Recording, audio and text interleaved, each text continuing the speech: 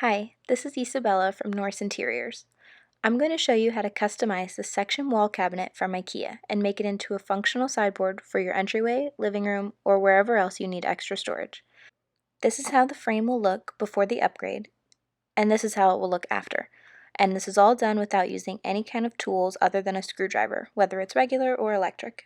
In this example, we use the walnut doors and panels from our wood collection, but you have plenty of design and finish options to choose from on our website. In this example, we'll be adding both a top and side panels, so we'll start by adding them before we attach the doors. Start by adding felt risers at the bottom of the section frame. The felt will give the added height needed for the doors to move freely, if you don't plan to add legs. Now, let's start with the top panel. Wipe off the surface and add the tape strips without removing the liners. You can add the strips in each corner of the section frame, about 1/4 of an inch from the edges. Then you can add the remaining strips at an even distance. Before removing the liner, practice adding the top. Make sure it's flush against the back of the frame and leave equal space on each of the sides for adding the side panels. Remove the liners and attach the top. Apply pressure and hold for 60 seconds. Once the top is flush with the back, it will stick out in front to frame the doors.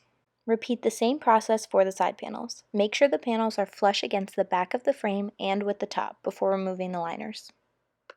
Now the panels create a second skin for the section and frame the matching doors.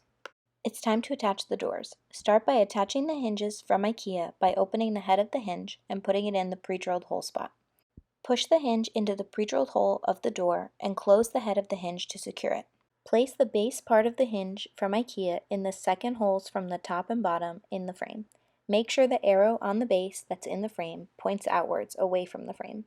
Push in the base piece until it's secure in the frame and gently tighten the screws.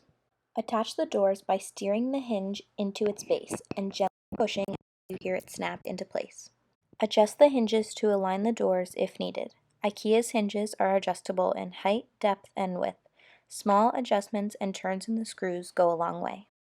Finally, add the plastic dots at the top and bottom of the doors for silent closing. To complete the look, you can add knobs, pulls, or legs, unless you prefer to use the push-open function from IKEA. On this piece, I added 4 of our Sarah brass legs for extra height. You attach them with the screwdriver and leaving 1/4 of an inch space between the frame and the leg. I've also added 2 of our Agnes brass pulls to this piece for easy opening and because they're a perfect match with our legs. Your one-of-a-kind sideboard is done. For more tips on how to customize IKEA furniture, subscribe to our channel and follow us on Instagram.